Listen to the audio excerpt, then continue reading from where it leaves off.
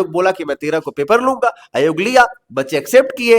वो 80,000 बच्चे जो फॉर्म नहीं डाल सके थे, हंगामा करते रह गए, उनके साथ बहुत सारे शिक्षक भी शामिल हो गए। लेकिन आयोग का ही डिसीजन सर्वमान्य होता है।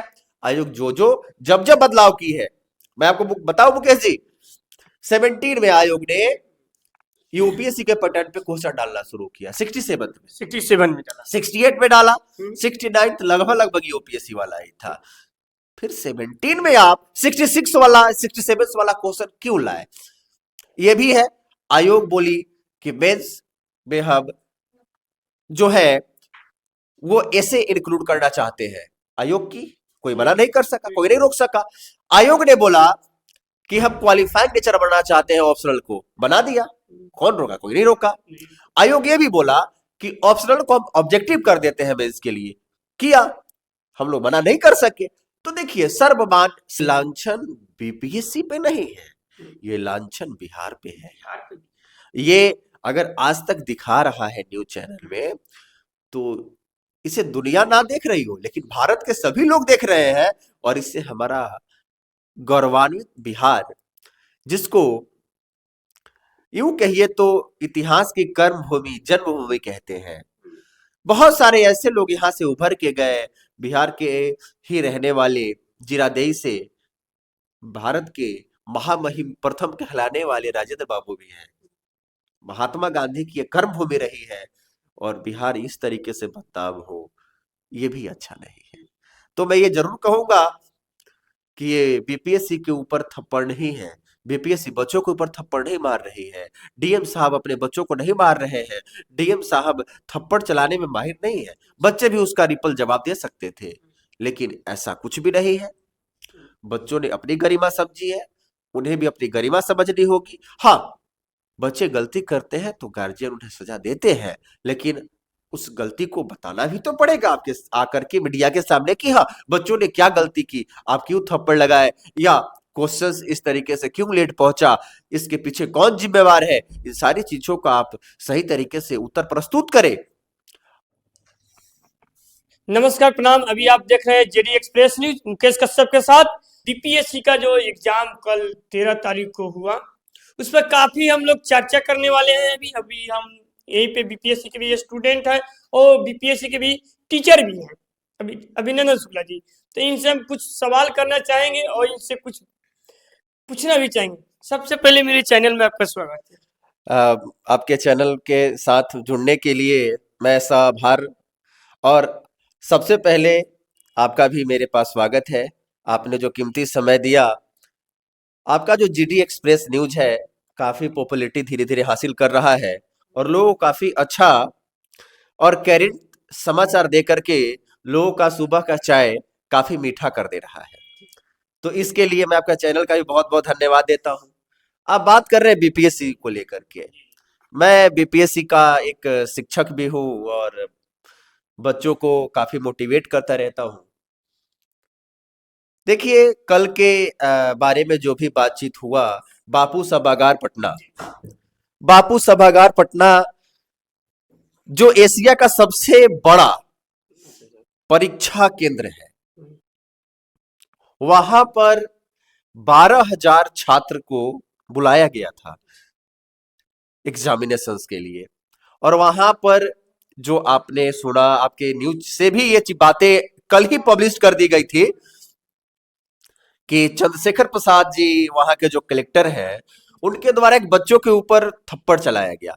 देखिए, प्रशासनिक अधिकारी को इस प्रकार की हरकतें अच्छी नहीं। भी सेंटर के अंदर बच्चों के, बीपीएससी के बच्चों के साथ थप्पड़ चंद्रशेखर जी के द्वारा चलाया गया, ताकि वो पटना के डीएम फिलहाल अभी डीएम के पद पे हैं, ताकि कहीं न कुछ लापरवाही तो नहीं है, ताकि कहीं वो भी स्टूडेंट जो भी है वो भी तो कई अधिकारी ही के रूप में है।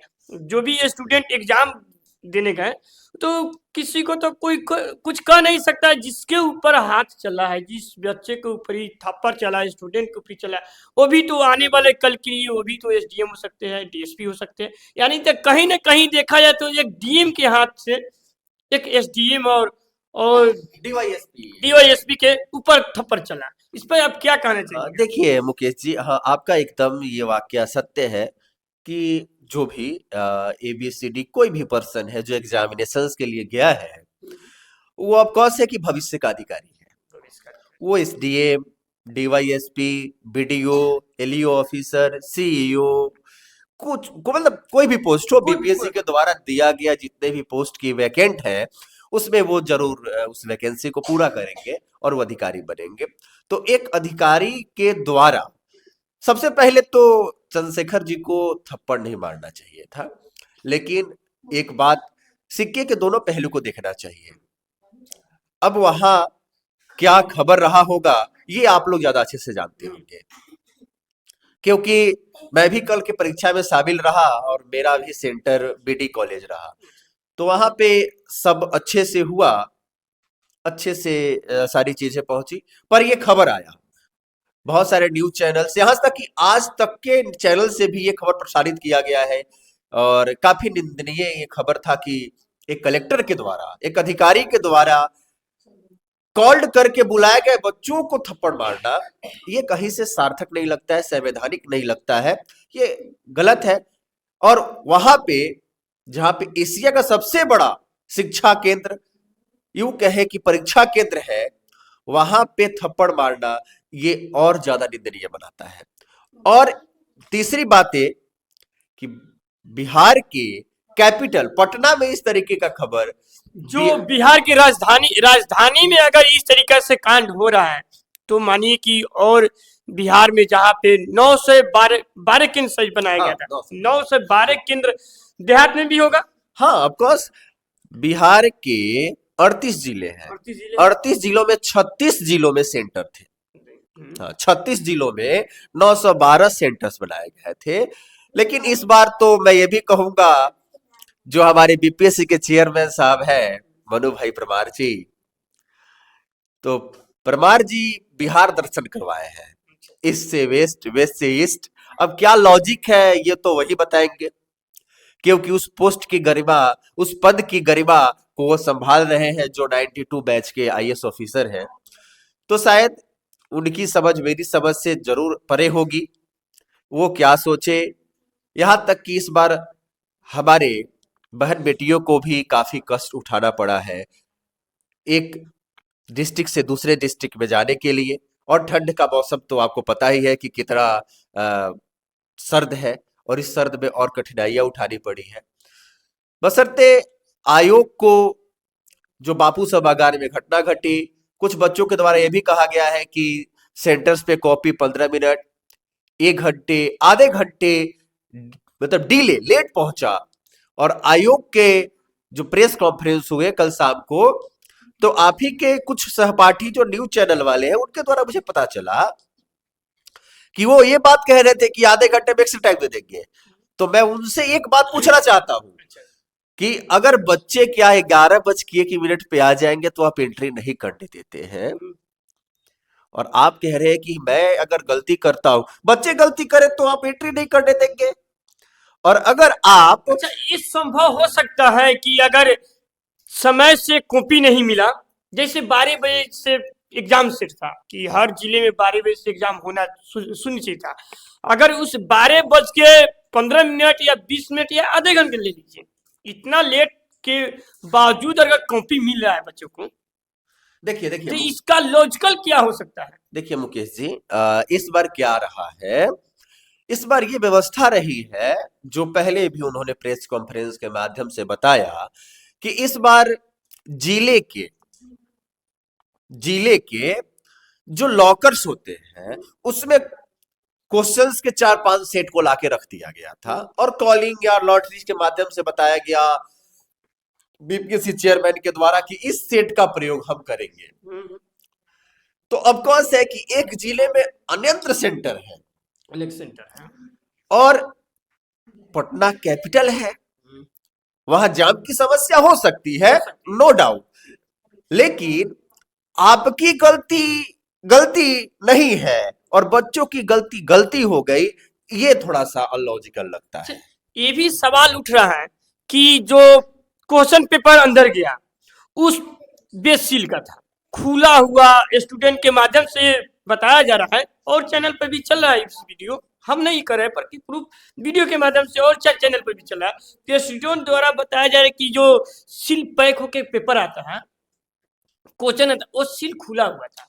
हाँ, इससे जो मैं चेयरमैन साहब हैं उनसे मैं ये कहना चाहूंगा, उन्होंने प्रेस कॉन्फ्रेंस में बताया भी है कि इस पे वो सेंटर अधीक्षक अधिकारी से बात करेंगे, उसके बाद ही वो कोई निर्णय ले पाएंगे कि वहां जो ये घटना हुई छात्रों के द्वारा हंगामा करके हुआ या फिर वास्तव में ये रियलिटी है।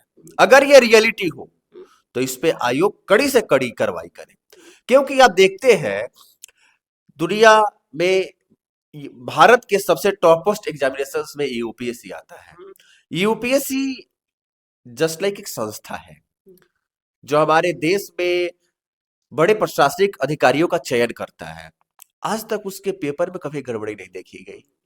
और हमारे यहाँ आप देखिए 66 में एक जिले में पेपर की गड़बड़ी, वहां के जिले का री एग्जाम, 67 तो पूछिए ही नहीं, 67 में री एग्जाम पूरे बच्चों का री एग्जाम, 68 अच्छा रहा, 69 अच्छा रहा, 70 तो समझिए ही नहीं। मैं आयोग से एक बात और कहना चाहूंगा कि आप 50 to 60% क्वेश्चन बोले थे कि यूपीएससी वाला रहेगा, ये तो बिहार पुलिस वाला लेवल भी नहीं रहा। अच्छा, इस तरीके का क्वेश्चन था। अरे वन लाइनर और फैक्चुअल डाटा अब हम लोग या लूसेंट पढ़ के जाने लगे तो फिर हम लोग मेंस में क्या लिखेंगे, ये भी तो समझिए। बच्चा मेंस पढ़ता है पहले, प्रीलिम्स फैक्चुअल के माध्यम से आप लेना शुरू कर देंगे तो फिर ना हम लोग पास होंगे और ना फिर जाके मेंस लिखेंगे। फिर रेलवे और एसएससी बैंकिंग वाले कहीं ना कहीं देखा जाएगा तो फिर वही स्टूडेंट भरेंगे जो उस लायक नहीं है, जो इस पद लायक नहीं है। देखिए पद की गरिमा है तो पद की गरिमा है तो जरूर वैसे ही स्टूडेंट जाएंगे जो काबिल हो, एलिजिबल हो। प्रीलिम्स निकालना ही बहुत बड़ी बात नहीं है। इस एग्जामिनेशंस का सबसे बेहतरीन और अच्छा पड़ाव जो है वो मेंस होता है। Mains just like a deciding factor of selection और prelims just like a qualifying nature. थोड़ा सा तो होना चाहिए कि हाँ आप जो कहे वो करें। मनु भाई में ये नजर नहीं आया जो हमारे बीपीएससी के अध्यक्ष हैं। क्या इसमें रद्द हो सकता है एग्जाम? ये आयोग का निर्णय होगा, आयोग जांच करवाएगी। ऐसे मैं उनका एक लाइन बोलता हूं, वो बोले हैं कि 4 बच्चों के लिए 4 लाख बच्चों को हम फिर से री एग्जामिनेशंस के लिए नहीं तैयार कर सकते, री एग्जाम नहीं ले सकते, री एग्जाम नहीं ले सकते। अगर हो सकता है कि कहीं जैसे पेपर सील टूटा हुआ था, हो सकता है उसमें से क्वेश्चन और आउट हुआ हो। हाँ ये कहा जा सकता है, बट ये वहां के अधिकारियों और अध्यक्ष के महोदय के द्वारा ये खबर प्रसारित होने के बाद ही इस पे हम लोग बात करें तो ज्यादा अच्छा होगा, क्योंकि वो जांच जरूर करवाए। लेकिन अगर विद्यार्थी कह रहे हैं तो पूर्णतः गलत भी नहीं होगा, पूर्णतः गलत भी नहीं होगा। उन्होंने हंगामा किया तो पूर्णतः उनकी भी गलती नहीं होगी।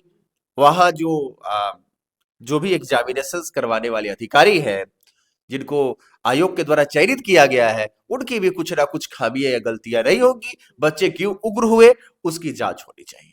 वो बोले हैं कि वहां के हर एक रूम में सीसीटीवी फुटेज लगा हुआ है, तो सीसीटीवी फुटेज को खंगाले, सीसीटीवी फुटेज को देखे, देन आप निर्णय ले। उसके बाद जो होगा, आयोग का जो डिसीजन होगा, वो सारे बच्चों उसे सहर्ष स्वीकार करने के लिए तैयार है। जैसे देखिए आयोग बोला कि मैं 13 को पेपर लूंगा, आयोग लिया, बच्चे एक्सेप्ट किए।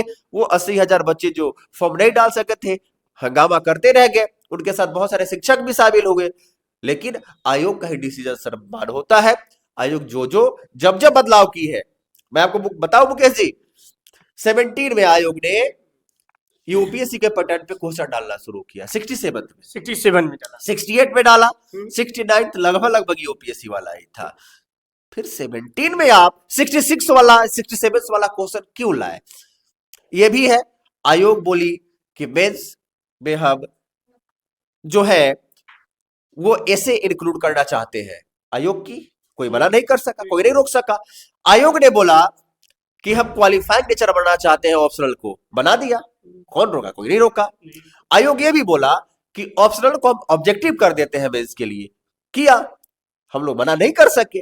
तो देखिए, सर्व डिसीजन आयोग का ही है, प्रशासनिक अधिकारी है वे, आयोग डिसीजन ले सकते हैं। लेकिन एक मैं उनसे विनती करना चाहूंगा कि विद्यार्थी के भलाई जिसको कहते हैं, विद्यार्थी के स्तर और विद्यार्थी के बारे में सोच करके ही वो डिसीजन से ले तो ज्यादा बेटर होगा।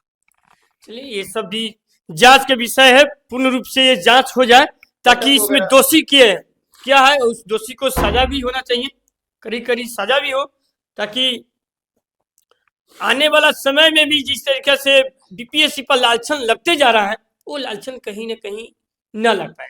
देखिए मुकेश जी, मैं इस पे एक बात कहूंगा, ये लांछन बीपीएससी पे नहीं है, ये लांछन बिहार पे है। ये अगर आज तक दिखा रहा है न्यूज चैनल में, तो इसे दुनिया ना देख रही हो, लेकिन भारत के सभी लोग देख रहे हैं। और इससे हमारा गौरवान्वित बिहार, जिसको यूं कहिए तो इतिहास की कर्म भूमि, जन्मभूमि कहते हैं, बहुत सारे ऐसे लोग यहाँ से उभर के गए, बिहार के ही रहने वाले, जीरादेई से भारत के महामहिम प्रथम कहलाने वाले राजेंद्र बाबू भी हैं। महात्मा गांधी की ये कर्म भूमि रही है, और बिहार इस तरीके से बदनाम हो, ये भी अच्छा नहीं है। तो मैं ये जरूर कहूंगा कि ये बीपीएससी के ऊपर थप्पड़ नहीं है, बीपीएससी बच्चों के ऊपर थप्पड़ नहीं मार रही है, डीएम साहब अपने बच्चों को नहीं मार रहे हैं, डीएम साहब थप्पड़ चलाने में माहिर नहीं है, बच्चे भी उसका रिपल जवाब दे सकते थे, लेकिन ऐसा कुछ भी नहीं है। बच्चों ने अपनी गरिमा समझी है, उन्हें भी अपनी गरिमा समझनी होगी। हाँ, बच्चे गलती करते हैं तो गार्जियन उन्हें सजा देते हैं, लेकिन उस गलती को बताना भी तो पड़ेगा आपके आकर के मीडिया के सामने कि हाँ, बच्चों ने क्या गलती की, आप क्यों थप्पड़ लगाए, या क्वेश्चंस इस तरीके से क्यों लेट पहुंचा, इसके पीछे कौन जिम्मेवार है। इन सारी चीजों का आप सही तरीके से उत्तर प्रस्तुत करें। अगर ये एग्जाम कैंसिल नहीं होगा तो बहुत सारे न्यूज चैनल्स वाले और लोग डिसाइड कर रहे हैं कि अब कटअप एक्सपेंड क्या रहेगा, कटअप क्या रहेगा। तो हम आपको बता रहे हैं कि पिछली बार 90 के आसपास कटअप गया था सारे में, जनरल्स हो, ओबीसी हो, ये सब की मैं बात कर रहा हूँ, 90 प्लस और 90 माइनस में। तो इस बार थोड़ा सा पेपर इजी टू मॉडरेट रहा है, तो और नेगेटिव मार्किंग भी है, तो आप कटअप को लेकर के थोड़ा सा वही 100 के आसपास कटअप रहेगा। आप ये देखिएगा कि शायद यही कटअप रहेगा, और रहना भी यही चाहिए। अगले वीडियो के लिए, अपडेट के लिए फिर मिलते हैं। आप इस वीडियो के शेयर कीजिए ताकि और बच्चे के भी पास पहुंचे।